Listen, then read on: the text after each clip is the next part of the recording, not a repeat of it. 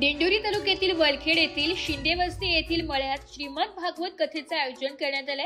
येथील हरिभक्त परायण निवृत्ती महाराज शिंदे यांनी त्यांचे वडिलांचे वैकुंठवासी भाऊराव गोविंद शिंदे यांचे निधनानंतर 10 दिवस त्यांचे मळ्यात शिंदे वस्तीवर सायंकाळी 5 ते 7 या वेळेत श्रीमद भागवत कथेचे आयोजन केले। कथा हरिभक्त परायण राजेंद्र महाराज चव्हाण गुजरखेडी येवला हे करीत असून कथेस निवृत्ती महाराज शिंदे, सुदाम शिंदे, गयाबाई गाजरे, सरलाताई सरोदे, विष्णुपंत पाटील, पांडुरंगदास शिंदे, शिवाजी शिंदे, उत्तम शिंदे, विठ्ठल जाधव, बाजीराव गोजरे आदी बहुसंख्येने उपस्थित राहतात। या सुवर्ण संधीचा जास्तीत जास्त नागरिकांनी लाभ घ्यावा असे आवाहन करण्यात आले। सूर्यग्रहण चंद्रग्रहण तयार झालं आणि अशा प्रकारे मग पुढे देव आणि दैत्य यांचं युद्ध त्या ठिकाणी झालं।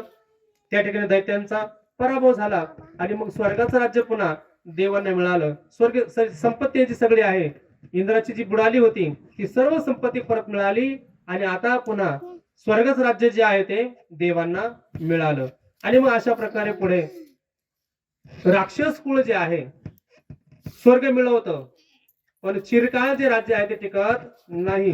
आणि म्हणून राक्षसांची जी माता आहे दिती माता, ती कश्यपांना विचारते की माझे हे मुलं राक्षस स्वर्ग मिळवतात पण स्वर्गाचं राज्य चिरकाळ का टिकत नाही, पुन्हा ते सोडावं लागतं जातं, याचं कारण सांगा।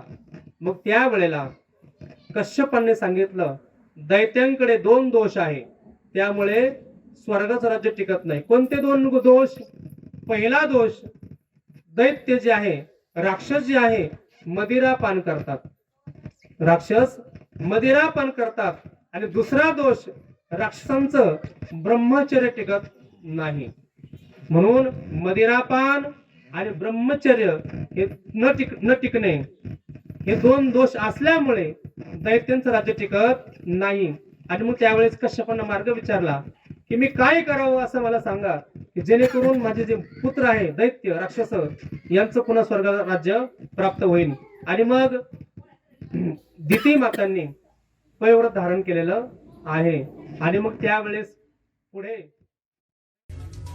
मराठी न्यूज साठी तालुका प्रतिनिधी नारायण राजगुरू, वलखेड।